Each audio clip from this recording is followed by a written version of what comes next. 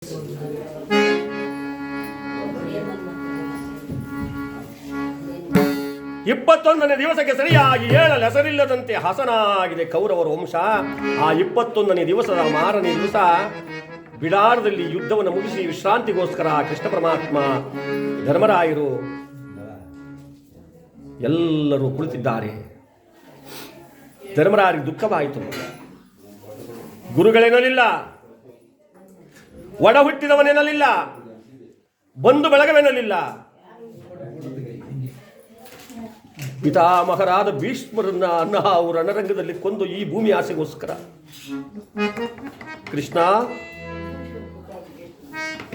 ಏನು ಧರ್ಮನಂದನ, ನಮ್ಮ ಕಡೆಯವರು ಯಾರಾದರೂ ಬದುಕಿದ್ದಾರೋ ಇಲ್ಲರ ಎಲ್ಲರೂ ಪ್ರಾಣ ಬಿಟ್ಟಿದ್ದಾರೋ ನೋಡ್ಕೊಂಡು ಬರೋಣ. ಕೃಷ್ಣ ಏನಯ್ಯ ಧರ್ಮರಾಯ, ಈ ಸರು ಹೊತ್ತಿನಲ್ಲಿ ನಾವು ರಣರಂಗಕ್ಕೆ ಹೋಗೋದಾ? ಇಲ್ಲ ವಾಸುದೇವ,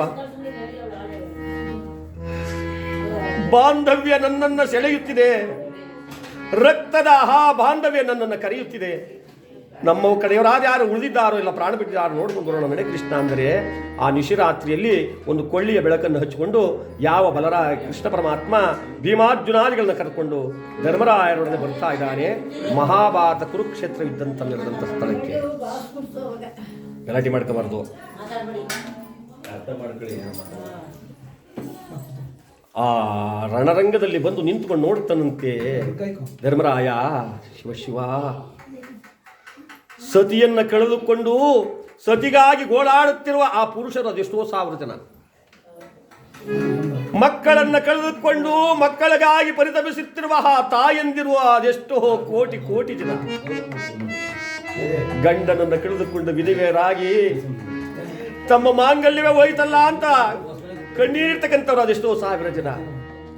ಎಣದ ರಾಶಿಗಳು ಬೆಟ್ಟದಾಕಾರವಾಗಿ ಬಿದ್ದಿವೆ, ರಕ್ತದ ಮಡುವು ಹರಿತಾ ಇದೆ, ಭೂತ ಪ್ರೇತಗಳು ಕೇಕೆ ಹಾಕ್ತಾ ಇವೆ, ಹದ್ದು ಕಾಗೆಗಳು ರಕ್ತ ಮಾಂಸವನ್ನು ಕಿತ್ತು ತಿನ್ನುತ್ತಿವೆ.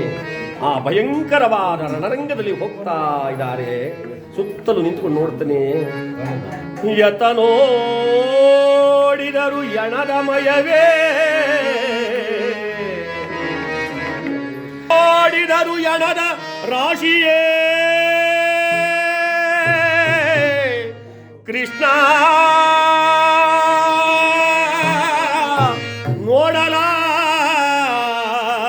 ನೋಡಲಾರೆನು ಜನಾರ್ದನ.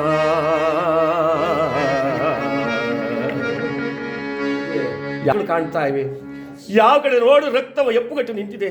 ನಾನು ನೋಡಕ್ಕಾಗ್ತಾ ಇಲ್ಲ ಕೃಷ್ಣ ಈ ಘೋರವಾದ ಭಯಂಕರವಾದ ಈ ರಣರಂಗವನ್ನ. ಎಂಬುದಾಗಿ ಮುಂದೆ ಮುಂದೆ ಮುಂದೆ ಮುಂದೆ ಆ ರಕ್ತದ ಮಡುವಿನಲ್ಲಿ ಹಿಡಿಯುತ್ತಾ ಎಣವನ್ನು ಮೆಟ್ಟುತ್ತಾ ಹೋಗ್ತಾ ಇದ್ದಾರಂತೆ. ಆ ಹೋಗುತ್ತಿರಬೇಕಾದ್ರೆ ಅಲ್ಲೊಂದು ದೊಡ್ಡದಾದ ಎಣದ ರಾಶಿ,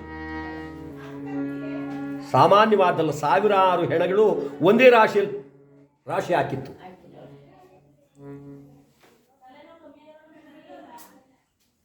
ಇಪ್ಪತ್ತೊಂದು ದಿವಸ 18 ಕ್ಷೋಹಿಣಿ ಸೈನ್ಯ ಮಡಿದಿದೆ ಎಂದರೆ ಸಾಮಾನ್ಯವೇ? ಅಲ್ಲೊಬ್ಬ ಸೈನಿಕ ಸಿಕ್ಕಾಕಿಬಿಟ್ಟಿದ್ದಾನೆ ಆ ಎಣದ ಮಧ್ಯದಲ್ಲಿ. ಈ ತಲೆಬುರುಡೆ ಹೊಡೆದೋಗ್ಬಿಟ್ಟಿದೆ, ಮೆದುಳು ಈಚೆಗೆ ಬಂದ್ಬಿಟ್ಟಿದೆ, ಪ್ರಾಣ ಮಾತ್ರ ಹೋಗಿಲ್ಲ. ನೀರು ನೀರು ಧರ್ಮರಾಯ ಕೇಳಿಸ್ಕೊಂಡ್ರು. ಭೀಮಸೇನ ಯಾರೋ ಪಾಪ ಪ್ರಾಣ ಬಿಡಲಾರದೆ ನೀರು ನೀರು ಅಂತ ಕೊರಗ್ತಾ ಇದ್ದಾನಪ್ಪ, ಬೇಗ ಹೋಗಿ ಸ್ವಲ್ಪ ನೀರನ್ನು ತೆಗೆದುಕೊಂಡು ಬಾ, ಇವನು ಪ್ರಾಣ ಕಾಪಾಡೋಣ. ಅಗ್ರಜ, ಕತ್ತಲಲ್ಲಿ ಜಲವನ್ನು ನಾನು ಎಲ್ಲಿ ಹುಡುಕಿಕೊಂಡು ಹೋಗ್ಲಿ? ಒಂದು ವೇಳೆ ಜಲವನ್ನು ತಂದರೂ ತರಬಹುದು, ಅವನು ನಮ್ಮ ಕಡೆಯವನಾದ್ರೇನೋ ಸರಿ, ಆ ಕೌರವನ ಕಡೆಯವನಾದ್ರೆ ಶತ್ರುವಿಗೆ ಉಪಕಾರ ಮಾಡೋದು ನನ್ನ ಕೈಯಿಂದ ಸಾಧ್ಯವಿಲ್ಲ. ಛೇ ಪಾಪಿ ಮನುಷ್ಯ ಈ ಜಗವನ್ನೇ ಈ ಪ್ರಪಂಚವನ್ನೇ ಮರೆತು ಹೋಗುವಾಗ ಶತ್ರುಗಳು ಯಾರು, ಮಿತ್ರ ಯಾರು ನಮಗೆ? ಮೂರ್ಖನಿಗೆ ಬುದ್ಧಿ ಹೇಳಿದ್ರೆ ಗೋರ್ಕಲ್ಲಿನ ಮೇಲೆ ನೀರಿರೋದನ್ನು ಗಾದೆ ಹಾಗಾಯಿತು. ಅಪ್ಪ ಹೇಳ್ತೀನಿ ಕೇಳು. ಸಲಹಿದೊಡೆಯನ ದುರ್ಭಿಕ್ಷದಲ್ಲಿ ಸಲಹಿದವನ,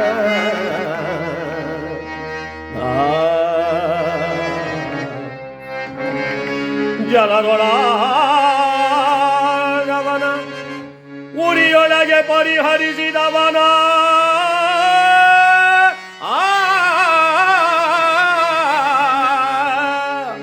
ಮರೆದವನಿಳಿವನೈ ಘೋರಾಂಧ ನರಕದಲ್ಲಿ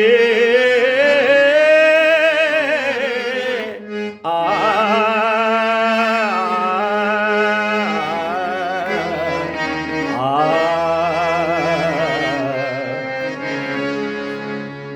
ಯಾವುದನ್ನು ಮರ್ತೋನು ರೌರವ ನರಕ ಸೇರ್ತಾನೆ? ಸಲಹಿದೊಡೆಯನನ್ನು ಚಿಕ್ಕಂದಿನಿಂದ ತಿಕಾ ತೊಳೆದು ಮುಖ ತೊಳೆದು ಮೂತಿ ಒರೆಸಿ ಗೊಣ್ಣೆ ಒರೆಸಿ ನನ್ನ ಮಕ್ಕಳು ಹಿಂಗಿರಬೇಕು, ನನ್ನ ಮಕ್ಕಳು ಹಂಗಿರಬೇಕು, ನನ್ನ ಮಕ್ಕಳು ದೊಡ್ಡವರಾಗಬೇಕು, ಒಳ್ಳೆಯ ಹೆಸರು ಕೊಡಬೇಕು, ಶ್ರೀಮಂತರಾಗಬೇಕು.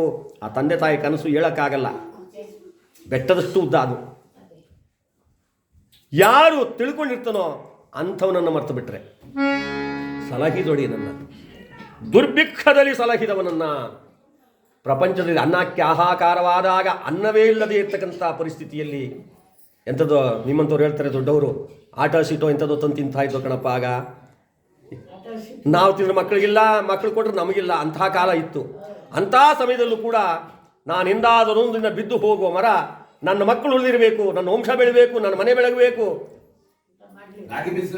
ರಾಗಿ ಬೀಸ್ಕೊಂಡು ಹೌದು. ಅಂತಹ ಕಾಲದಲ್ಲಿ ಕೂಡ ನಮಗೆ ಕೊಟ್ಟು ಅವನ ಕಡೆಗೆ ಪ್ರಾಣ ಬಿಟ್ಟುಬಿಟ್ಟ.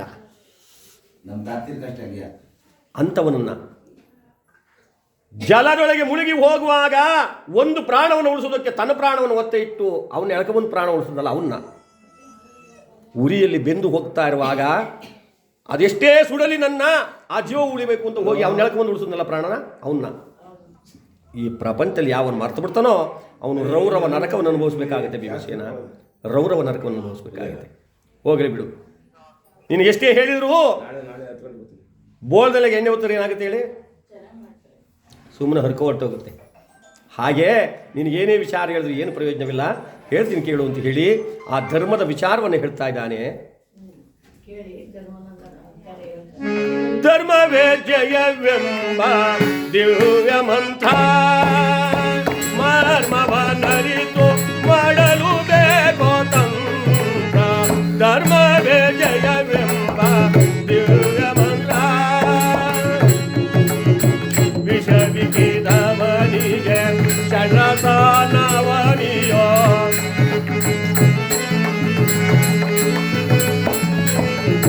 ಮೋಸ ಮಾಡುವನ ಆದಿರಲು ಬೇಕೋ.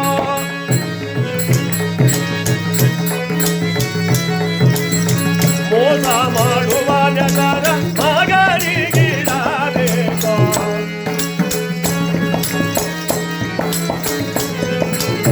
ಮೋಸ ಮಾಡುವ ಜನರ ಮಗನಿಗಿರಬೇಕೋ. ಧರ್ಮವೇ ಜಯವೆಂಬ ದಿವ್ಯ ಮಂತ್ರ, ದಿವ್ಯ ಮಂತ್ರ, ದಿವ್ಯ ಮಂತ್ರ. ಭೀಮಸೇನ ಧರ್ಮ ಏನು ಹೇಳುತ್ತೇಳು? ವಿಷವಿಕ್ಕಿದವನಿಗೆ ಶ್ರಸಾನವನಿಯೇ. ಯಾರು ನಿನಗೆ ವಿಷ ಹಾಕಬೇಕು, ನಿನ್ನ ಕೈಕಾಲು ಮುರಿದು ಹಾಕಬೇಕು, ಈ ಊರು ಬಿಟ್ಟು ಓಡಿಸ್ಬೇಕು, ಈ ಊರಿನಲ್ಲೇ ಒಂದು ತಳ ಊರ್ದಾಗ ಮಾಡಬೇಕು ಅಂತ ಯಾರು ನಿನ್ನ ಮೇಲೆ ಕೆಕ್ಕರಿಸ್ತಾರೋ ಅವನ್ನೇ ಕರಿಬೇಕಂತೆ. ಬನ್ನಿ ಸುಮೆ, ಎಷ್ಟೊತ್ತಾಯ್ತು? ಕೂತ್ಕೊಳ್ಳಿ, ಊಟ ಮಾಡಿ. ಯಾವ ಬಂದೆ ಮಾವ? ಊಟ ಮಾಡೋರು ಮಾತಾಡ್ತೆ ಅತ್ತಾಗ ತಿಳ್ಕೊಂಡ್ರೆ ಪರವಾಗಿಲ್ಲ. ನಮಗೆ ಯಾರು ವಿಷ ಹಾಕ್ತಾರೋ ಅಂಥವ್ರನ್ನೇ ನಾವು ಮಾತಾಡಿಸ್ಬೇಕು, ಅಂಥವ್ರನ್ನೇ ಮನೆ ಕರೆದು ಊಟಕ್ಕೆ ಹಾಕ್ಬೇಕಂತೆ. ಅದಕ್ಕೆ ಹೇಳ್ತಾರೆ ವಿಷವಿಕ್ಕಿದವನಿಗೆ ಷಡ್ರಸಾನವನಿಯೇ. ಇದು ನಾವು ಬರೆದಿರೋದಲ್ಲ, ನಾವು ಹೇಳೋದಲ್ಲ, ಮಹಾನುಭಾವರು ಪುರಂದರದಾಸರು ಹೇಳಿರ್ತಕ್ಕಂಥದ್ದು. ದ್ವೇಷ ಮಾಡುವವನ ಆಶಿಸಲು ಬೇಕೋ. ನಮ್ಮ ಯಾರು ಕೆಕ್ಕರಿಸ್ತಾರೋ, ಯಾರು ಕಾಲು ಕೆರೀತಾರೋ, ಯಾರು ನಮ್ಮ ಬೇಲಿ ಕಡಿತಾರೋ, ಯಾರು ನಮ್ಮ ಬದ ಉಳ್ತಾರೋ, ಯಾರು ಹೊಲ ಒತ್ತಿಸ್ತಾರೋ ಅವ್ರನ್ನೇ ಆಸೆ ಪಡಬೇಕಂತೆ. ದ್ವೇಷ ಮಾಡುವನ ಆಶಿಸಲು ಬೇಕೋ, ಮೋಸ ಮಾಡುವನ ಹೆಸರ ಮಕ್ಕಳಿಗಿಡು. ಏಕೆಂದರೆ ಅವನ್ನೆಲ್ಲ ನಾವು ಮೆಟ್ಟಿ ಮುಂದಕ್ಕೆ ಬಂದುಬಿಟ್ರೆ ನಮ್ಮನ್ನು ಜಯಿಸೋರು ಯಾರೂ ಇಲ್ಲ. ಅಂದರೆ ಅದರ ಅರ್ಥ ಏನಪ್ಪ ಅಂದರೆ ಆ ತಾಳ್ಮೆ, ಆ ಸಹನೆ, ಆ ಗುಣ ಸಂಪತ್ತು ಮನುಷ್ಯನಿಗೆ ಬಂದರೆ ಅವನನ್ನು ಜಯಿಸೋಕೆ ಯಾರ ಕೈಲೂ ಆಗಲ್ಲ. ಈಗ ಹೇಳ್ದವನ್ನೆಲ್ಲ ಇವನು ಏನಾರು ಅಳವಡಿಸ್ಕೊಂಡ ಅಂದರೆ ಅವನು ಭಾಳ ಬದುಕೋಲ್ಲ, ಅವನು ಭಾಳ ಸಂಪೂರ್ಣ ಆಗಲ್ಲ. ಅದಕ್ಕಾಗಿ ಕಥೆಗಳನ್ನು, ಪುರಾಣಗಳನ್ನು, ವಿಚಾರಗಳನ್ನು ನಮ್ಮ ಹಿರಿಯರು ನಮ್ಗೆ ಬಿಟ್ಟೋಗಿದ್ದಾರೆ. ಕೇಳಬೇಕು, ತಿಳ್ಕೋಬೇಕು. ಅರ್ಜುನ, ಈ ಭೀಮನಿಗೆ ಏನು ವಿಚಾರ ಹೇಳಿದ್ರೆ ಏನು ಪ್ರಯೋಜನ ಇಲ್ಲ. ಈ ಕಡೆ ಬಾ ನೀನು ಅರ್ಜುನ. ಗಾಂಡೀವಿ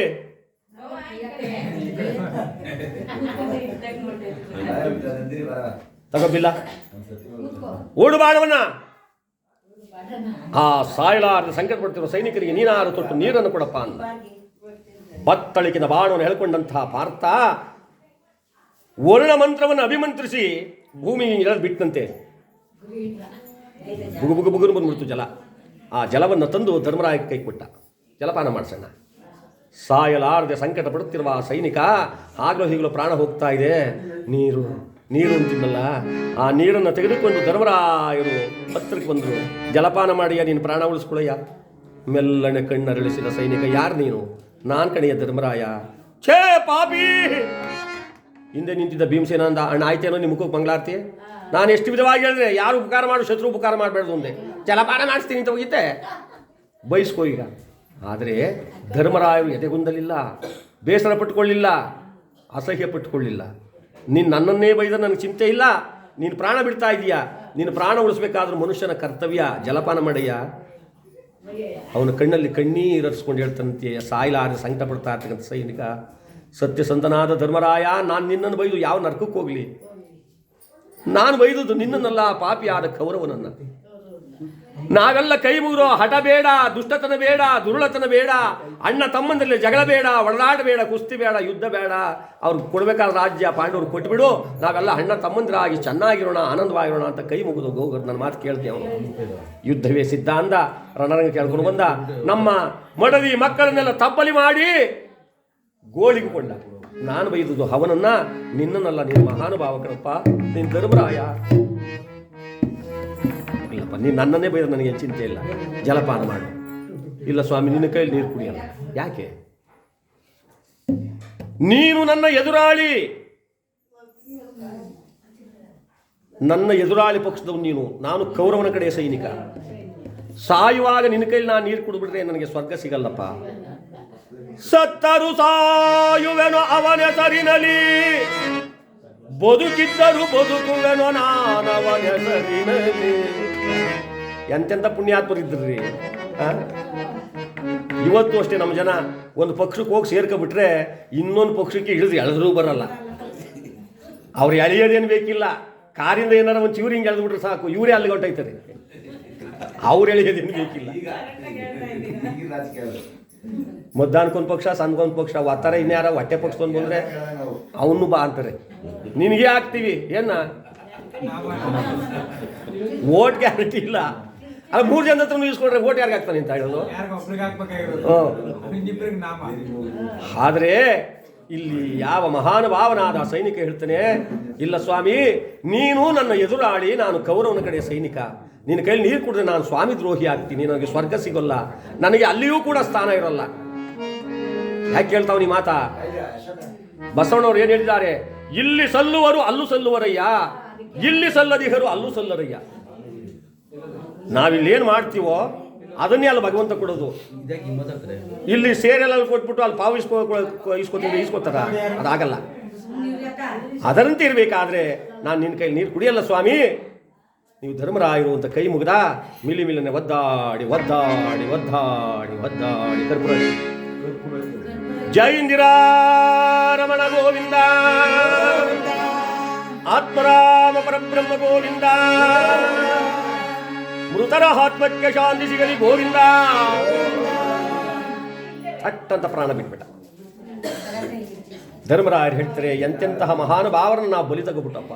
ಇದು ಅಶಾಶ್ವತ್ವದ ಭೂಮಿ, ಯಾರಿಗೂ ಸ್ಥಿರ ಅಲ್ಲ. ಮುನ್ನ ಶತಕೋಟಿ ರಾಯರಾಳಿದರೆ ಈ ನೆಲವ ತಾನು ತನ್ನದೆಂದು ಶಾಸನವ ಬರೆಸಿ, ಶಾಸನ ಬರೆಸಿದ್ರು, ಕಲ್ಲಿನ ಮೇಲೆ ಬರೆಸಿದ್ರು, ಬೋರ್ಡ್ ಮೇಲೆ ಬರೆಸಿದ್ರು. ಅದೆಷ್ಟೋ ಕೋಟಿ ಕೋಟಿ ಕೋಟಿ ಜನ ಇದನ್ನು ಬಿಟ್ಟು ಹೊರಟೋಗಿದ್ದಾರೆ. ಇಂತಹ ಭೂಮಿಗೆ ನಾವು ಎಂತೆಂಥ ಪಾಪ ಕಾರ್ಯ ಮಾಡಿಬಿಟ್ಟು ಕೃಷ್ಣ ನಡಿಗೆ ಮುಂದಕ್ಕೆ ಹೋಗೋಣ ಅಂತ ಹೋಗ್ತಾ ಇದ್ದಾರೆ. ಆ ರಣರಂಗದಲ್ಲಿ ಮುಂದಕ್ಕೆ ಹೋಗ್ತಾ ಇದ್ರೆ ಆ ಕಡೆಯಿಂದ ಒಂದು ಹೆಣ್ಣಿನ ಧ್ವನಿ ಬಂತು. ಯಾವ ಧ್ವನಿ ಅದು? 101 ಜನ ಮಕ್ಕಳನ್ನು ಎತ್ತಂಥ ಕಡುಪಾಪಿ ತಾಯಿ ಗಾಂಧಾರಿಯ ಧ್ವನಿ. ಒಂದಲ್ಲ, ಎರಡಲ್ಲ, 10 ಅಲ್ಲ, 101 ಜನ ಮಕ್ಕಳು ರಣರಂಗದಲ್ಲಿ ಪ್ರಾಣ ಬಿಟ್ಟರು. ಅಂದ ಒಡನೆಯೇ ಕಣ್ಣಿಗೆ ಬಟ್ಟೆಯನ್ನು ಕಟ್ಟಿಕೊಂಡು ನಿಶಿರಾತ್ರಿಯಲ್ಲಿ ರಣರಂಗದ ಕಡೆ ಓಡಿ ಬಂದ್ಬಿಡ್ತು. ಮಕ್ಕಳೇ, ದುರ್ಯೋಧನ, ದುಶ್ಯಾಸನ, ದುರ್ಜಯ, ದುಶ್ಯಳೇ ಅಂತ ಯಾವಾಗ ಕೂತ್ಕೊಂಡು ಬಂದ್ಲೋ ಈ ಶಬ್ದ ಪರಮಾತ್ಮನ ಕೇಳಿಸ್ತು. ಧರ್ಮರಾಯ, ಏನು ಕೃಷ್ಣ ಅಲ್ಲಿ ನೋಡು, ಏನು ಶಬ್ದ ಆಗ್ತಾ ಇದೆ? ಯಾವುದೋ ಹೆಣ್ಣಿನ ಧ್ವನಿ? ಮಕ್ಕಳನ್ನು ಕಳೆದುಕೊಂಡಂಥ ತಾಯೋ ಅಥವಾ ಪತಿಯನ್ನು ಕಳೆದುಕೊಂಡ ಪತಿವ್ರತ ಶಿರೋಮಣಿಯೋ, ಬಂದು ಬಾಳಗವನ್ನೆಲ್ಲ ಕಳೆದು ನುಂಗಿ ನೀರನ್ನು ಕಳೆದುಕೊಂಡ ಯಾವ ತಾಯಿಯ ದುಃಖವೋ ಕೂಗಿ ಬರ್ತಾ ಇದೆಯಲ್ಲಪ್ಪ.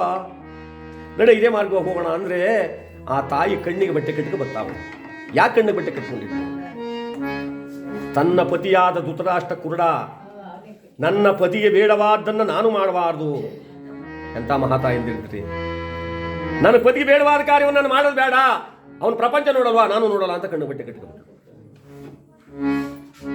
ಅದಕ್ಕೆ ಹೇಳ್ತಾರೆ, ಗಂಡನ ಜೋಪಾನ ಮಾಡೇ ನಮ್ಮವ್ವ, ಗಂಡನ ಜೋಪಾನ ಮಾಡೇ ನಮ್ಮವ್ವ, ಗಂಡಗಿನ ಮಿಗಿಲಾದ ದೈವ ಒಂದಿಲ್ಲಮ್ಮ, ಗಂಡನ ಜೋಪಾನ ಮಾಡೇ.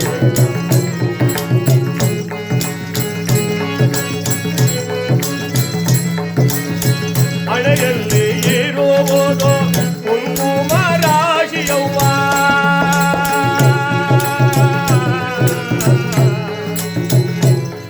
ಅವ್ವ ತಾಯೇ,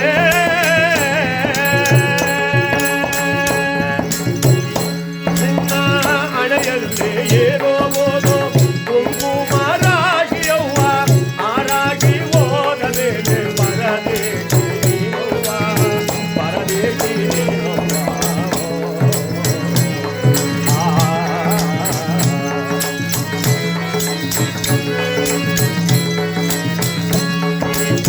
ನಿನಗಂಡ ಮುಂಜಾನೆಂದು ನೀ ಹೆಚ್ಚು ಬೈಬ್ಯಾಡ, ತಾಯವ್ವ ತಾಯವ್ವ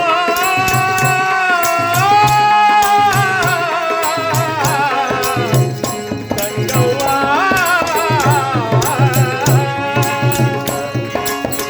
ನಿನಗಂಡ ಮುಂಜಾನೆಂದು ನೀ ಹೆಚ್ಚು ಬೈಬ್ಯಾಡ, ಆ ಮುಂಜ ಹೋದ ಮೇಲೆ ನಿನಗೆ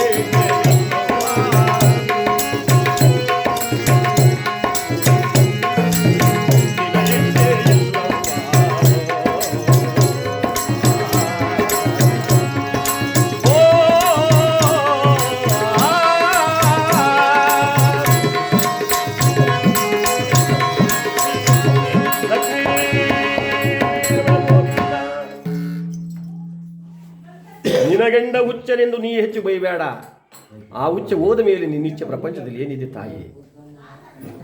ಕೈಯಲ್ಲಿ ಬಳೆ ಇರೋ ತನಕ ಆ ಹೆಣ್ಣಿಗೆ ಮನೆಯಲ್ಲಿ ಶಾಂತಿ, ನೆಮ್ಮದಿ, ಸಂತೋಷ, ಕೈ ಬಳೆ ನಾದದಿಂದ ನಲಿತಾ ಇರುತ್ತದೆ. ಅಂತಹ ನಿನ್ನ ಬಳೆಯನ್ನು, ನಿನ್ನ ಮುಡಿದ ಮಲ್ಲಿಗೆ ಹೂವನ್ನು, ನಿನ್ನ ಕಂಠದಲ್ಲಿರುವ ಬಂಗಾರವನ್ನು ನೀನು ಕಳ್ಕೊಂಡ ಮೇಲೆ ನಿನಗೆ ಶಾಂತಿ, ಕಾಂತಿ ಎಲ್ಲಿದೆಯೋ? ಕೆನ್ನೆಯಲ್ಲಿ ಅರಿಶಿನ ಇರೋ ತನಕ ಮುಖದಲ್ಲಿ ಕಾಂತಿ, ಹಣೆಯಲ್ಲಿ ಕುಂಕುಮ ಇರೋ ತನಕ ಅದು ಮುಖದಲ್ಲಿ ಶಾಂತಿಯ ಸಂಕೇತ ಹೆಣ್ಣಿಗೆ. ಅವೆಲ್ಲ ಕಳ್ಕೊಂಡ ಮೇಲೆ ಈ ಪ್ರಪಂಚದಲ್ಲಿ ನೀನು ಬದುಕಿದ್ದು ಒಂದು ರೀತಿ ಸತ್ತ ಹೆಣ ಇದ್ದಂಗೆ ತಾಯಿ ಅಂತ ದೊಡ್ಡವರು ಹೇಳ್ತಾರೆ. ಇಲ್ಲಿ ಯಾವ ಗಾಂಧಾರಿ ಅಂತಹ ಪತಿವ್ರತ ಶಿರೋಮಣಿ ಬರ್ತಾ ಇದ್ದಾಳೆ. ಮಕ್ಕಳೇ, ಒಬ್ಬರಾದ್ರೂ ಮಾತನಾಡಿಯಪ್ಪ. ಕಾರಣ ಯಾಕೆಂದ್ರೆ ಈ ಪ್ರಪಂಚದಲ್ಲಿ ಎಲ್ಲಾ ದುಃಖವನ್ನು ತಡ್ಕೋಬಹುದು. ಮಕ್ಕಳು ಕಳ್ಕೊಂಡಾಗ ದುಃಖ ಮಾತ್ರ ತಡೆಯಕ್ಕೆ ಯಾರ ಕೈಯಿಂದಲೂ ಸಾಧ್ಯ ಇಲ್ಲ. ಮಾತೃಶೋಕಂ ಸಂವತ್ಸರಂ, ಮಾತೃಶೋಕಂ ಸಂವತ್ಸರಂ. ತಾಯಿಯನ್ನು ಕಳ್ಕೊಂಡ್ರೆ 1 ವರ್ಷ ಚಿಂತೆ, ತಂದೆಯನ್ನು ಕಳ್ಕೊಂಡ್ರೆ 6 ತಿಂಗಳ ಚಿಂತೆ, ಕೈ ಹಿಡಿದ ಹೆಂಡತಿಯನ್ನು ಕಳ್ಕೊಂಡ್ರೆ ಮತ್ತೊಬ್ಬಳು ಹೆಂಡತಿ ಬರೋ ತನಕ ಮಾತ್ರ ಚಿಂತೆ. 3 ದಿನಕ್ಕೆ ಮದುವೆ ಮಾಡಿಬಿಡಿ, ಅವಳ ಹೆಸರು ಅವಲೇ ಮರ್ತೋಯ್ತದೆ. ಪುತ್ರ ಶೋಕಂ ಜನ್ಮ ನಿರಂತರ. ನಮ್ಮ ಜನ್ಮ ಎಲ್ಲಿನವರೆಗೂ ಇರುತ್ತೋ ಅಲ್ಲಿನವರೆಗೂ ಆ ಪುತ್ರ ಶೋಕದ ಆ ಚಿಂತೆಯ ಆ ದುಃಖ, ಮಕ್ಕಳನ್ನು ನೆನೆಕೊಂಡು ಅವರ ಹಾವಭಾವಗಳನ್ನು, ಅವರ ಮುಖಾರವಿಂದವನ್ನು, ನನ್ನ ಮಗ ಇಷ್ಟೊತ್ತಿದ್ರೆ ಅವನು ಇಷ್ಟೊಂದು ಆಗ್ತಿದ್ದೇನೋ, ಅವನು ಹಿಂಗೆ ಆಗ್ತಿದ್ದೇನೋ, ಆ ಎತ್ತ ಕರು ಸಂಕಟ ಪಡ್ತಾ ಇರ್ತದೆ. ಆದ್ದರಿಂದ ಇಲ್ಲಿ 1 ಅಲ್ಲ 2 ಅಲ್ಲ 10 ಅಲ್ಲ 101 ಜನ ಮಕ್ಕಳನ್ನು ಒಂದೇ ಸಾರಿ ಕಳ್ಕೊಂಡ ಗಾಂಧಾರಿಗೆ ಒಡಲಿಗೆ ಕೊಳ್ಳಿ ಇಟ್ಟಷ್ಟು ನೋವಾಗ್ತಾ ಇದೆ. ಯಾರಾದರೂ ಒಬ್ಬರಿದ್ದು ಅಮ್ಮ ಅಂತ ಕೂಗ್ಬಿಡಿ ಮಕ್ಕಳೇ, ಒಬ್ಬಳು ಬದುಕಿಲ್ವೇನೋ? ಈ ತಾಯಿಯ ದುರದೃಷ್ಟಕ್ಕೆ ನೀವು ಒಬ್ಬರು ಉಳಿದಿಲ್ಲವೇ? ಕಾಣ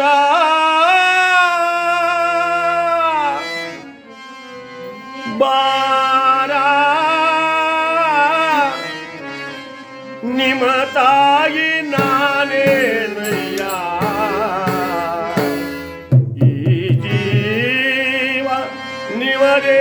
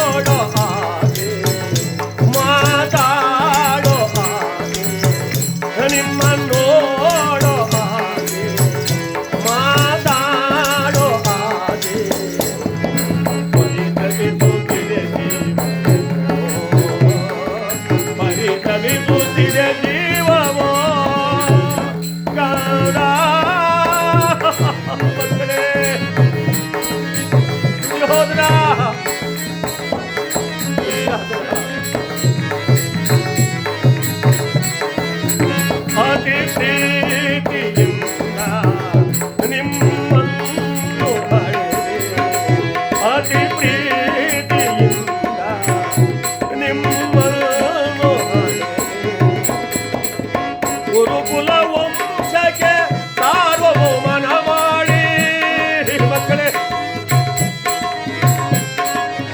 ಕಣ್ಣೀರಿನ ಆರಾಧನೆ, ಈ ಹೆಣ್ಣಿನ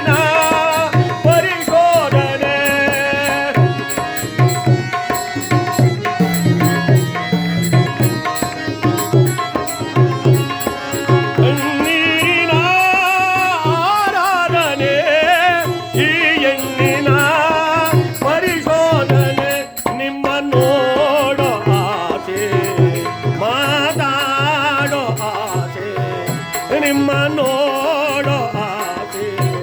ಮಾತಾಡೋ ಆಸೆ, ಪರಿತಪಿಸುತ್ತಿದೆ ಜೀವ, ಪರಿತಪಿಸುತ್ತಿದೆ ಜೀವವೋ.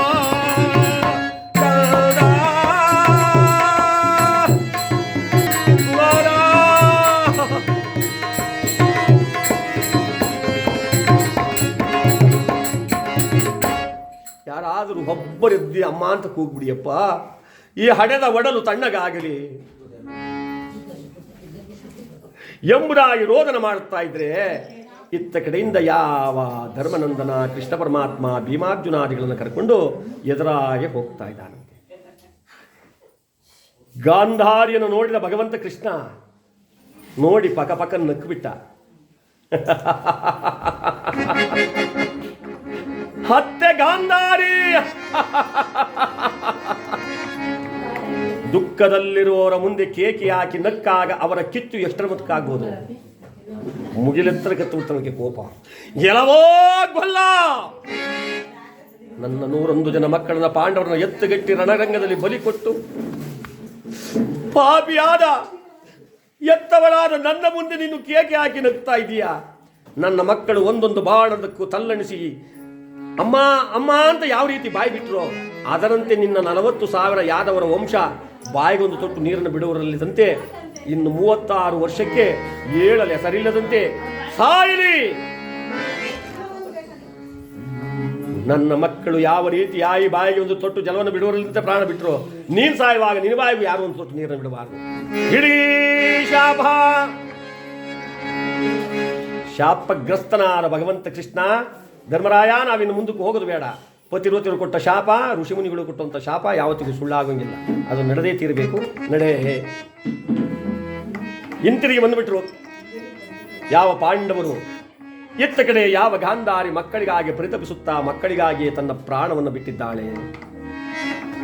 ಯಾವ ಶುಭ ಮುಹೂರ್ತ, ಶುಭ ನಕ್ಷತ್ರ, ಶುಭತಾರ ಸುಯೋಗದಲ್ಲಿ ಹಸ್ತಿನಾವತಿಯನ್ನು ಅಲಂಕಾರ ಮಾಡಿ ಯಾವ ಧರ್ಮರಾಯರಿಗೆ ಪಟ್ಟಾಭಿಷೇಕ ಮಾಡುವುದಕ್ಕೆ ಕದಳಿ ಕಂಬಗಳಿಂದ, ಮುತ್ತಿನ ಚಪ್ಪರಗಳಿಂದ, ವಜ್ರ ರಾಜಬೀದಿಗಳಿಂದ, ಇಂತಹ ನಾರಿ ಮುತ್ತೈದರಿಂದ, ಇಂತಹ ವಾದ್ಯ ವೃಂದದವರಿಂದ ಎಲ್ಲರನ್ನ ಕರೆಸಿ ಪಟ್ಟಾಭಿಷೇಕಕ್ಕೆ ಸಿದ್ಧತೆ ಮಾಡ್ತಾ ಇದ್ದಾನೆ ಕೃಷ್ಣ ಪರಮಾತ್ಮ.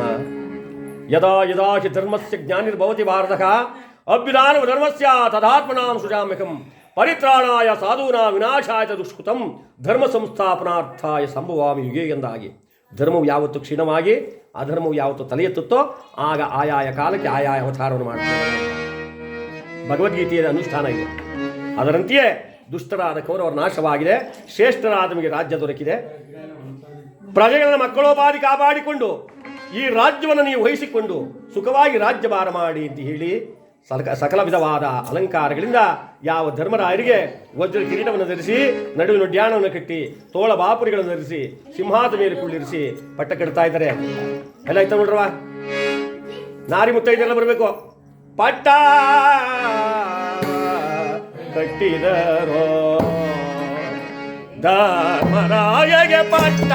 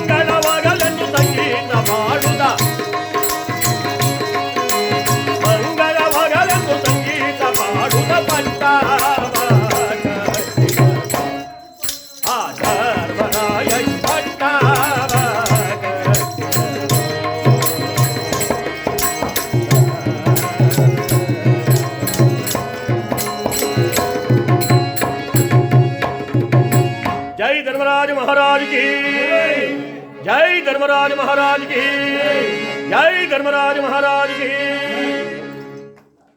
ಪಟ್ಟಾಭಿಷಕ್ತನಾಗಿದ್ದಾನೆ ಧರ್ಮನಂದನ, ವಿರಾಜಮಾನನಾಗಿದ್ದಾನೆ ಸಿಂಹಾಸನ ಮೇಲೆ. ಭಗವಂತ ಕೃಷ್ಣ ಹೇಳ್ದ,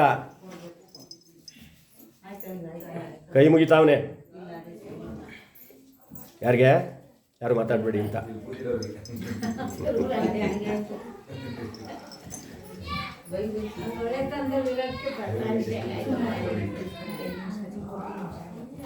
ದ್ವಾರಕೆಯಲ್ಲಿ ನನಗಾಗಿ ಅಣ್ಣ ಬಲರಾಮದೇವ, ರುಕ್ಮಿಣಿ, ಸತ್ಯಭಾಮಿಯರು, ಹಲವಾರು ಭಕ್ತವೃಂದದವರೆಲ್ಲ ನನಗಾಗಿ ಕಾಯ್ತಾ ಇದ್ದಾರೆ ಧರ್ಮನಂತನ. ದುಷ್ಟರಾದ ಕೌರವರ ನಾಶವಾಯಿತು, ಶ್ರೇಷ್ಠನಾದ ನಿನಗೆ ಪಟ್ಟ ಕಟ್ಟಿದ್ದೀನಿ. ಪ್ರಜೆಯೇ ದೇವರು, ಪ್ರಜೆಯೇ ನನ್ನ ಸಕಲ ಸರ್ವಸ್ವ ಅಂತ ತಿಳ್ಕೊಂಡು ಲೋಕ ಕಲ್ಯಾಣವಾಗ್ತಕ್ಕಂಥ ಕಾರ್ಯಗಳನ್ನು ಮಾಡಿ ಕೀರ್ತಿಯನ್ನು ಪಡೆ, ನಾನಿನ್ನು ದ್ವಾರಕೆಗೆ ಹೋಗ್ತೀನಿ ಎಂದಾಗ ಯಾವ ಧರ್ಮರಾಯ ಸಿಂಹಾಸನ ಮೇಲೆ ಕುಂತಿದ್ದು ಒಂದು ದಡವನ್ನು ಕಡೆಗೆ ಬಂದ್ಬಿಟ್ಟ. ಭರದಿ ಶಿರದ ಕಿರೀಟವ ಕಳಚಿ ಪರಮಾತ್ಮನ ಪಾದದ ಮೇಲಿರಿಸಿ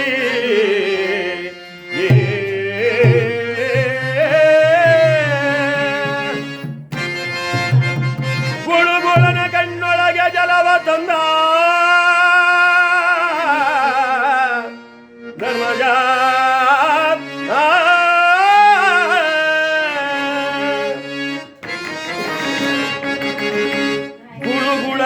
ಕಣ್ಣೊಳಗೆ ಜಲವ ತಂದಾಗ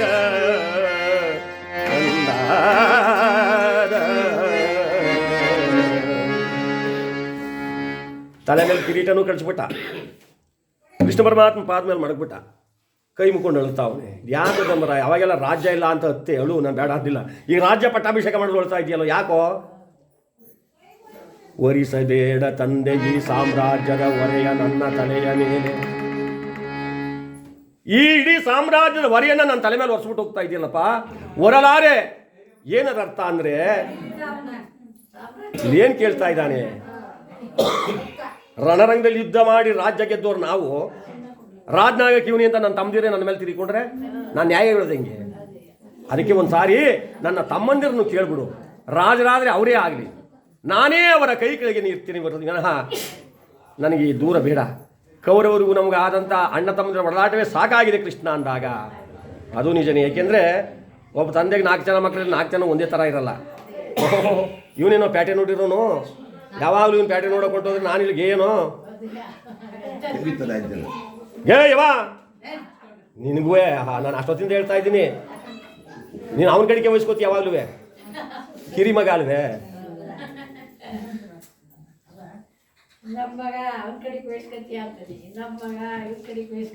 ಅಂದಾಗ ಯಾವ ಭಗವಂತ ಹೇಳ್ತಾನೆ ರಾಜರಾದ ಅವರೇ ಆಗಲಿ ಅಂದಾಗ ಪರಮಾತ್ಮ ಹೇಳ್ದ ನಿಜ, ಇವರನ್ನೊಂದು ಮಾತು ಕೇಳೋಣ, ಭೀಮಾರ್ಜುನಾದಿಗಳನ್ನ ಒಂದು ಮಾತು ಕೇಳಿ ಹೋಗೋಣ ಅಂತ ಹೇಳಿ ಭೀಮಸೇನ ನಿಮ್ಮ ಅಣ್ಣನ ಮಾತು ಕೇಳಿಸ್ಕೊಂಡೇನಪ್ಪ. ಅಣ್ಣನಿಗೆ ವಿಧೇಯನಾಗಿ ರಾಜ್ಯ ಕಾರ್ಯದ ಸಹಾಯಕನಾಗಿರ್ತೀಯೋ ಇಲ್ಲ ನೀನೇ ರಾಜ ಆಯ್ತೀಯೋ. ಕೃಷ್ಣ ಇವನೇನು ಬಿಡಂಗೆ ಕಾಣಲ್ಲ ಇವತ್ತು. ಯಾಕೋ ಯಾವಾಗ ಅಣ್ಣನ ಮಾತನ್ನು ನಾನು ಮೀರಿದ್ದೀನಿ. ಹೊರಗಿನ ಮನೆಯಲ್ಲಿ ಸುಡುವಾಗ ಭೀಮ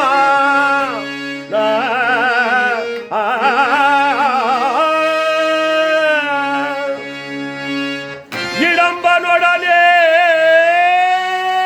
ಯುದ್ಧಗೈದಾಗ ಭೀಮ ದುರುಳ ಕೀಟಕನ ಸಿಡಿದಾಗ ಭೀಮ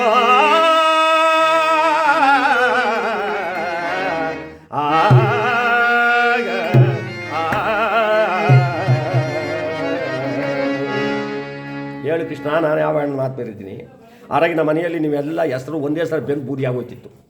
ನಾನೊಬ್ಬನೇ ಎಲ್ಲರನ್ನ ಹೆಗಲ ಮೇಲೆ ಹೊತ್ತು ಈಚೆಗೆ ಹೊತ್ಕೊಂಡು ಬಂದು ಪ್ರಾಣ ಉಳಿಸಿದ್ನಲ್ಲ, ಆಗ ಧರ್ಮರಾಯನ ಮಾತು ಮೀರಿದ್ನ. ಇಡಮ್ಮ ನಿಮ್ಮ ರಕ್ಕಸ ಕಾಡಿನಲ್ಲಿ ನಿಮ್ಮನ್ನೆಲ್ಲ ಒಂದೇ ತುತ್ತು ನುಂಗ್ತಿದ್ದ. ನಿಮಗೆ ಯಾರಿಗೂ ನಿದ್ರೆ ಕೆಡಿಸಬಾರ್ದು ಅಂತ ನಾನು ಒಬ್ಬನೇ ಅವನೊಡನೆ ಹೋರಾಡಿ ಜಯಿಸಿದ್ನಲ್ಲ, ಆಗ ಧರ್ಮರಾಯನ ಮಾತು ಮೀರಿದ್ನೆ. ಹೇಳು ಕೃಷ್ಣ, ತುಂಬಿದ ರಾಜಸಭೆಯಲ್ಲಿ ತಾಲಿ ಕಟ್ಟಿದ ದ್ರೌಪದಿಯ ಸೀರೆ ನೀಡಿ ಹೇಳ್ತಾ ಇದ್ದ ದುರ್ಲನಾದ ದುಶ್ಯಾಸನ ಉಕ್ಕಿನ ಗದೆಯನ್ನು ಮೇಲಕ್ಕೆತ್ತಿ ಒಂದೇ ಏಟಿಗೆ ಅವನ ಬುರುಡಿಯನ್ನು ಕುಟ್ಟಿ ಪುಡಿ ಪುಡಿ ಮಾಡಬೇಕು ಅಂತ ನಾನು ಮೇಲಕ್ಕೆತ್ತಿ. ನೀನೇನಂದೆ? ಇದು ಸಮಯವಲ್ಲ ತಮ್ಮ, ಶಾಂತನಾಗುವಂದೆ. ಎತ್ತಿದ್ದ ಗದೆಯನ್ನು ಕೆಳಗಿಟ್ಟು ಆ ರೋಷವನ್ನು ನಾನೇ ನುಂಗಿ ಕುಳಿತುಕೊಳ್ಳಲ್ವೇ? ಹೇಳು ಕೃಷ್ಣ, ಹೇಳು, ನಾನು ಯಾವಾಗ ಅಣ್ಣನ ಮಾತನ್ನು ಮೀರಿದ್ದೀನಿ? ಕೃಷ್ಣ ಪರಮಾತ್ಮ ಅಂದ, ನಾನು ಒಂದನ್ನು ಬಿಟ್ಟು ನಿನ್ನ ಕೈಲಿ 12 ವಹಿಸ್ಕೊಂಡಾಗಾಯ್ತು ಕಣೋ ಭೀಮಸೇನ ಕೂತ್ಕೊಳ್ಳೋ.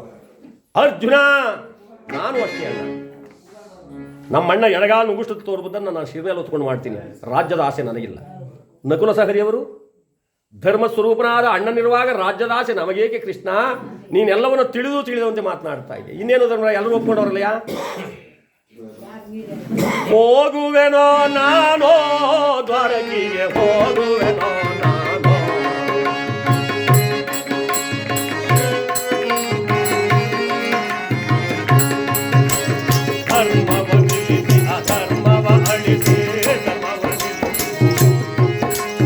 ರಾಜ್ಯವ ಕೊಡಿಸಿಗೆ ನಿಮಗೆ, ಹೋಗುವೆನೋ ನಾನು ದ್ವಾರಕಿಗೆ, ಹೋಗುವೆನೋ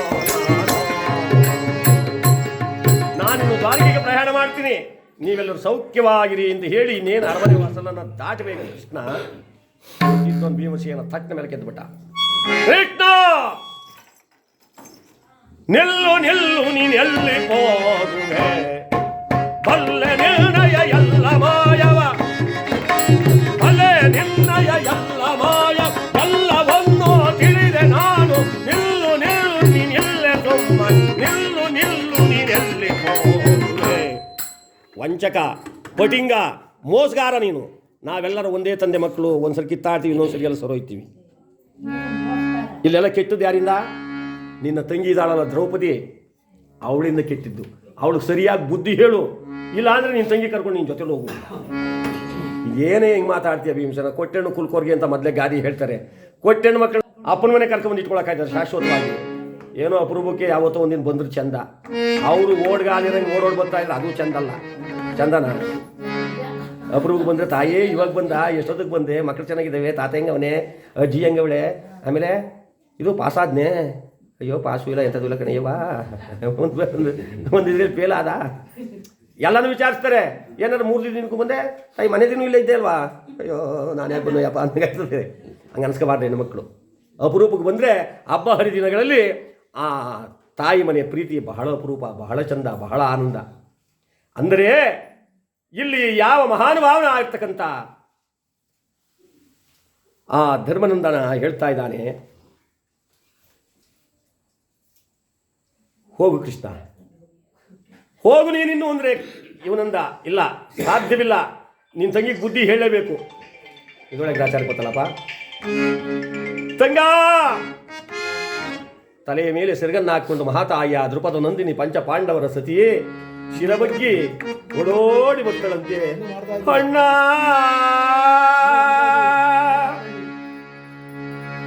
ಅಣ್ಣ ಎಂದೋಡೋಡಿ ಬಂದು ಆ ಕೃಷ್ಣ ಪರಮಾತ್ಮನನ್ನ ಬಾಚಿ ತಪ್ಪಿಕೊಂಡ್ರೆ ಪರಮಾತ್ಮ ಹೇಳ್ತಾನೆ, ನಿನ್ನ ಪತಿಗಳಾದ ಮಾತನ್ನು ಕೇಳಿಸ್ಕೊಂಡೆ ಮಾಡ.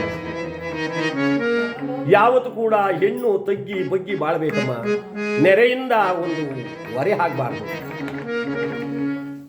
ಅಣ್ಣ, ಈ ಪಾಪಿ ಹೆಣ್ಣಿನ ಜನ್ಮ ನಮ್ಮನ್ನ ಯಾಕೆ ಸೃಷ್ಟಿ ಮಾಡಿದೆ ಹೇಳಣ್ಣ.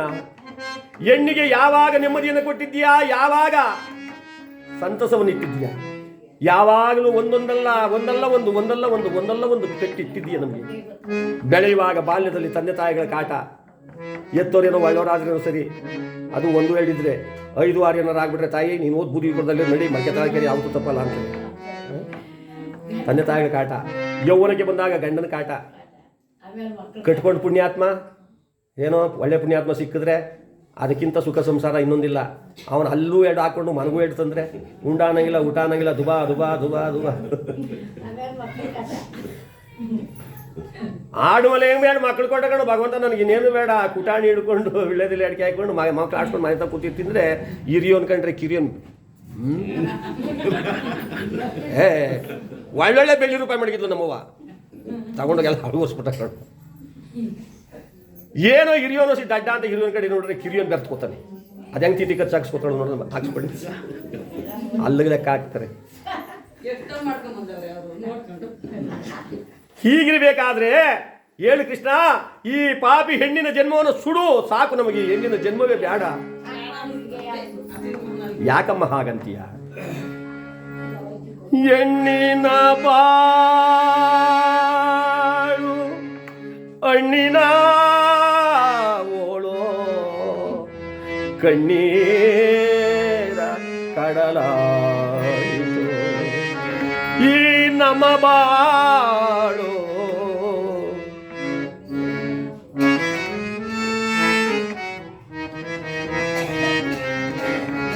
ಹೆಣ್ಣಿನ ಬಾಳು ಹಣ್ಣಿನ ಓಳೋ, ಹೆಣ್ಣಿನ ಬಾಳು ಹಣ್ಣಿನ ಓಳೋ ಕಣ್ಣೀರ ಕಡಲಾಯಿತು ಜನಾರ್ದನ ಕಣ್ಣೀರ ಕಡಲಾಯಿತು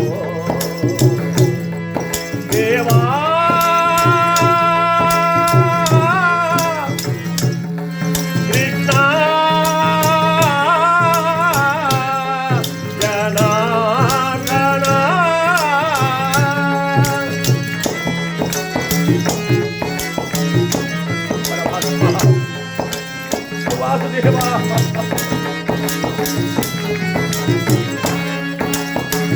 ಹೆಣ್ಣಾಗಿ ಹುಟ್ಟೋಗಿಲ್ದ ಮಣ್ಣಾಗಿ ಬಿದ್ದಿದ್ದಾರೆ, ಮಣ್ಣಿನ ಮೇಲೊಂದು ಗಿಡವಾಗಿ ಬೆಳೆಯು, ಮಣ್ಣಿನ ಮೇಲೊಂದು ಗಿಡವಾಗಿ ಬೆಳೆಯು. ಹೆಣ್ಣಿನ ಬಾಳು ಹಣ್ಣಿನ ಓಳು,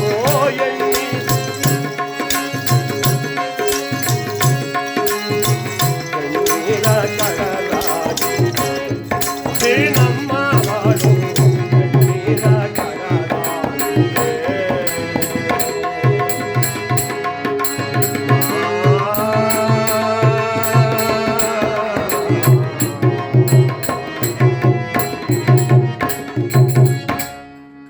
ಹೆಣ್ಣಾಗಿ ಹುಟ್ಟೋದಕ್ಕಿಂತ ಮಣ್ಣಿನ ಮೇಲೆ ಒಂದು ಮರವ ಗಿಡವಾಗಿ ಬಿದ್ದಿದ್ರೆ ಪುಣ್ಯವಂತರು ಬಂದುಕೊಂಡು ಕುಳಿತುಕೊಂಡು ಆ ನೆರಳನ್ನು ನೋಡಿ ಸಂತೋಷ ಪಡ್ತಾ ಇದ್ರು. ಅದಕ್ಕಿಂತಲೂ ಹೀನವಾದ ಹೆಣ್ಣಿನ ಜನ್ಮ ನಮಗೆ ಯಾಕೆ ಕೊಟ್ಟೆ ಕೃಷ್ಣ, ಸಾಕು ಮಾಡು ಅಂದರೆ ಪರಮಾತ್ಮ ಹೇಳ್ತಾನೆ, ಅಮ್ಮ ಹೆಣ್ಣೆಂದು ಹೀಯಾಳಿಸುವರಮ್ಮ ಕಣ್ಣು ಕಾಣದ ಗಾವಿಲರು. ಹೆಣ್ಣಿಂದ ಇಹ ಉಂಟು, ಹೆಣ್ಣಿಂದ ಪರ ಉಂಟು, ಹೆಣ್ಣಿಂದ ಸಕಲ ಸಂಪದ ಉಂಟು, ನಾರಿಯೇ ಸ್ವರ್ಗಕ್ಕೆ ದಾರಿ ಎಂದು ಆರ್ಯರು ಸಾರಿ ಹೇಳಿಲ್ಲವೇ ನಮ್ಮ. ಯಾಕಮ್ಮ ಹೀಗಂತೀಯ? ಲೋಕಪೂಜಿತರು ತಾಯಿ ನೀವು. ಇಡೀ ಜಗತ್ತಿನಲ್ಲಿ ನೀವು ಗರ್ಭಿಣಿರಾದ ಒಂದು ಸಾರಿ ಕುಡಿದ್ರು ಪೂಜೆ ಮಾಡ್ತಾರೆ, ನೀವು ಹೆಣ್ಣಾದ ಒಂದು ಸಾರಿ ಕುಂಡ್ರು ಪೂಜೆ ಮಾಡ್ತಾರೆ, ಮದುವೆ ಮಂಟಪದಲ್ಲಿ ನಿಮಗೆ ಪೂಜೆ. ಅದೆಷ್ಟು ಹಾರೈಸ್ತಾರೆ ಮಹಾತಾಯಿ. ನೀವು ಸಾಮಾನ್ಯದವ್ರಲ್ವಾ, ದುಃಖ ಪಡಬೇಡ ತಾಯಿ. ಏನೇ ದುಃಖ ಆಗಲಿ, ದುಮ್ಮಾನ ಇರಲಿ, ಉಣ್ಲಿ, ಊಟ ಮಾಡದೇ ಇರಲಿ, ಅತ್ತೆ ಮನೆಯಲ್ಲಿ ಹೆಣ್ಮಕ್ಳು ಯಾವ ರೀತಿ ಇರಬೇಕು ಅಂದರೆ, ಆಚೀಚೆಗೆ ಓಡಾಡ್ಕೊಂಡು ಕೈಕಾಲು ಮುಖ ತೊಳ್ಕೊಂಡು ಹಣೆ ತುಂಬ ಕುಂಕುಮ, ಕೆನ್ನೆ ತುಂಬ ಅರ್ಶಿನ ಇಟ್ಕೊಂಡು ಆ ಮನೆ ಕೆಲಸ ಮಾಡ್ತಾ ಇದ್ರೆ ನೋಡಿದ್ರಲ್ಲ ಆಶ್ಚರ್ಯ ಪಡಬೇಕು. ಲಿಲಿ ಎಷ್ಟೊತ್ತಲ್ಲಿ ಬಂದೆ ಇವನು, ಏನಯ್ಯ ಅಲ್ಲಿ ನೋಡ್ರಿ ಮುಖನ ಹೆಂಗ್ ನಗ್ತಾನೆ. ಏನು ಇವಳು ನಗೆ, ಅದು ಯಾವ ಮಕ್ಕಳು ಸೋರ್ತಾಳೋ, ಮಗ ಯಾವಾಗ ಸೋರ್ತಾಳೋ, ತಾತನ ಯಾವಾಗ ನೋಡ್ತಾಳೋ, ಅಜ್ಜಿ ಯಾವಾಗ ನೋಡ್ತಾಳೋ, ಏನಯ್ಯ ಹಿಂಗಿರ್ಬೇಕಣಯ್ಯ ಸೊಸೆ ಅಂದರೆ. ಇವ್ರು ಹಂಗಲ್ಲ, ತೆಗಿಯೋದ ಒತ್ತೊತ್ತು ಮೂರು ತೆಗೆದಿರ್ತಾರೆ. ಮುಖ ಮಾತ್ರ ಒಳ್ಳೆ ಗೌವಟ್ ತೆಗೆದಂಗೆ. ಯಾಕೆ ಸಿಗ್ತಾ ಈ ಮುಖ ಹಿಂಗೆ ಕೂತ್ಕೋದು, ಯಾಕೆ ಗೊತ್ತ ಕಡೆ ಬರ್ತಾರೆ. ಮಾರಮ್ಮನ ಮಕ್ಕ ಆಗ್ಬಿಡ್ತದೆ, ಎಲ್ಲ ಪೇಂಟ್ ಬಂದ್ಬಿಡ್ತಲ್ಲವ, ಮುಂದೆಗಡೆ ಬರೆದು ಬಿಟ್ರೆ ಮುಗಿದೋಯ್ತು, ಎದ್ದೊಳಂಗಿಲ್ಲ ಪದೊಳಂಗಿಲ್ಲ.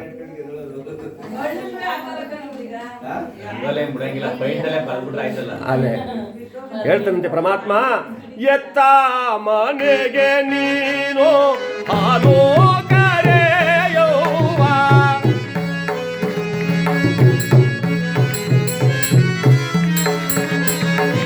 ಒಟ್ಟ ಮನೆಯೊಳಗೆ ದೀಪವ ಬೆಳಗುವ, ಒಟ್ಟ ಮನೆಯೊಳಗೆ ದೀಪವ ಬೆಳಗುವ, ತಂಗಿಗೆ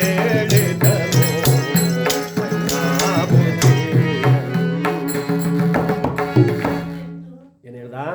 ಎತ್ತ ಮನೆಗೆ ನೀನು ಹಾಲು ಕರಿ ಅಂದರೆ ತವ್ರ ಮನೆ ಚೆನ್ನಾಗಿರಲಿ, ನಮ್ಮ ಅಣ್ಣನ ಮಕ್ಕಳು ಚೆನ್ನಾಗಿ ಓದಲಿ, ನನ್ನ ತಮ್ಮನ ಮಕ್ಕಳು ಚೆನ್ನಾಗಿರಲಿ, ನಮ್ಮ ಅತ್ತಿಗೆನೂ ಚೆನ್ನಾಗಿರಲಿ, ಏನೇ ತೊಂದರೆ ಆಗಲಿ ನನಗೆ ಅವ್ರು ಚೆನ್ನಾಗಿರಲಿ ಅಂತ ಹೆಣ್ಮಕ್ಳು ಆಸೆ ಪಡ್ಬೇಕಂತೆ.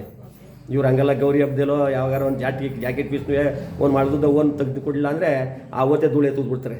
ನಮ್ಮ ಅಪ್ಪನ ಮನೆ ಯಾವತ್ತೋ ಹೊಂಟು ಬಿಡಿ, ಯಾಕೆ ಚಿಂತೆ ಅಲ್ಲ. ಇಲ್ಲಿ ಯಾರು ಅಲ್ಲ ಕಣ, ಇದು ಬೇರೆ ಕಡೆ ವಿಚಾರ, ನೀವು ನನ್ನ ಕಡೆ ತಿರ್ಕಬೇಡಿ. ಆ ಥರ ಇಲ್ಲಿ ಯಾರು ಇಲ್ಲ ಬಿಡಿ.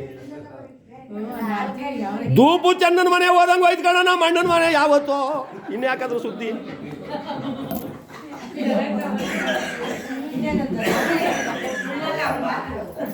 ನಮ್ಮ ಅಣ್ಣ 2 ಗಂಟೆ ಆಗ್ಬಿಟ್ಟ, ನಾನೇನು ಮಾಡಲಿ.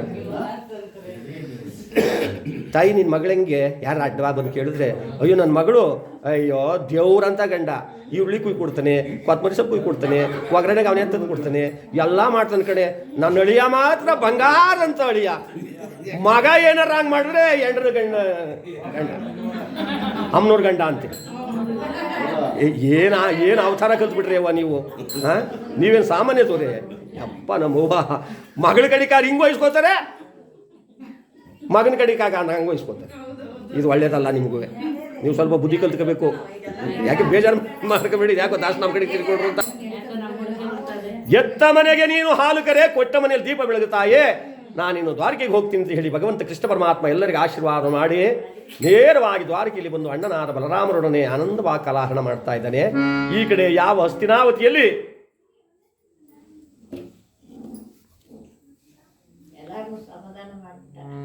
ಭೀಮಾರ್ಜುನಾದಿಗಳು ನಕುಲ ಸಹದೇವರಿಂದ ಒಡಗೂಡಿ ಧರ್ಮರಾಯ ರಾಜ್ಯವನ್ನು ಪರಿಪಾಲನೆ ಮಾಡ್ತಾರೆ.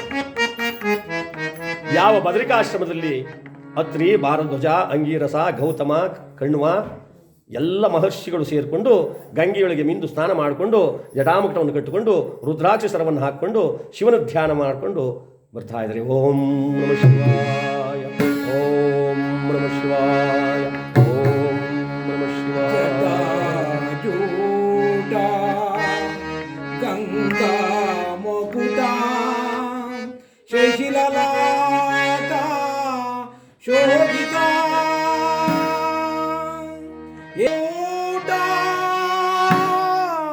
ತಾಟ ನಿವಾಸ ದಿಟ ನಟವರ ಪಂಡಿತ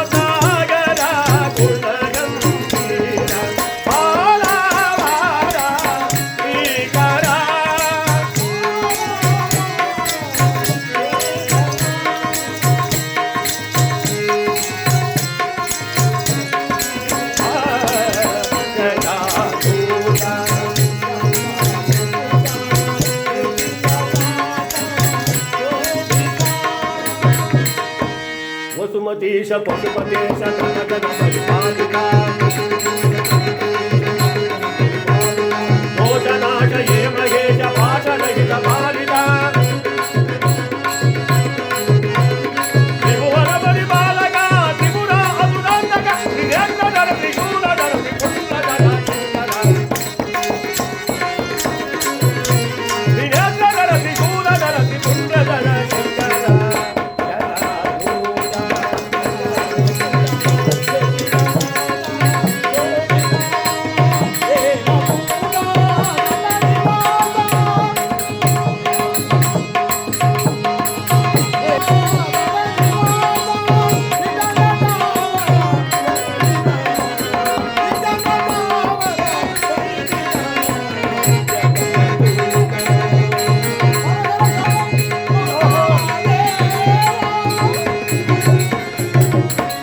ಆನಂದವಾಗಿ ಆಡ್ಕೊಂಡು ಬರ್ತಾ ಇದ್ದಾರೆ. ಶುಭ ಧ್ಯಾನವನ್ನು ಮಾಡಿಕೊಂಡು ಪರಮಾತ್ಮನ ಧ್ಯಾನವನ್ನು ಮಾಡಿಕೊಂಡು ಗೋಯಿನಿಕೆ ನಮ್ಮ ರಾಮಣ್ಣವರು ಒಂಚೂರು ಕೈಲಾಸ ಕಡೆ ಸಾಗಲಿ. ಶ್ರೀಮದ್ ಆ ಭಗವಂತನ ಗೋವಿಂದ ಆತ್ಮರಾಮ ಪರಬ್ರಹ್ಮ ಗೋವಿಂದ ರಾವಣನಿಗೆ ಸ್ವರ್ಗ ಪ್ರಾಪ್ತಿಯಾಗಲಪ್ಪ ಗೋವಿಂದ ಮಕರಾತ್ಮಕ್ಕೆ ಸ್ವರ್ಗ ಪ್ರಾಪ್ತಿಯಾಗಲಪ್ಪ ಗೋವಿಂದ ಜೈ ನಮಃ ಪಾರ್ವತಿ ಪತಿಯೇ.